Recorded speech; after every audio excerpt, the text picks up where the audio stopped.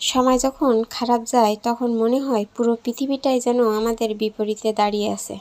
ছোট ছোট কথাও কানে বড় হয়ে বাজে, সামান্য অবহেলাও হৃদয়ের গভীরে আঘাত দেয়।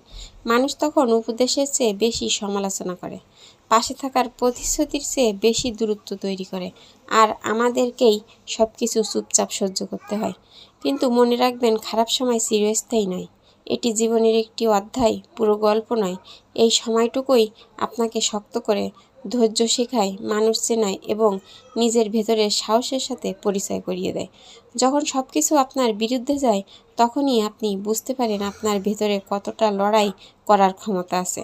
খারাপ সময়ে যারা আপনাকে কষ্ট দেয় তাদের প্রতি রাগ না রেখে এটাকে শিক্ষার অংশ হিসেবে নিন, কারণ এই অভিজ্ঞতাই একদিন আপনার সাফল্যের ভিত হবে। আজ যেসব কথা শুনে আপনি কষ্ট পাচ্ছেন, একদিন সেই কথাগুলোই আপনাকে প্রমাণ করার শক্তি দেবে। তাই সময় খারাপ গেলে ভেঙে পড়বেন না, চুপচাপ সহ্য করুন, নিজের কাজ চালিয়ে যান, নিজের লক্ষ্য ঠিক রাখুন। ঝড় যত বড়ই হোক, আকাশ কখনো চিরকাল মেঘে ঢেকে থাকে না। বিশ্বাস রাখুন, এই কঠিন সময়েও একদিন আপনার জীবনের সবচেয়ে বড় শক্তিতে পরিণত হবে।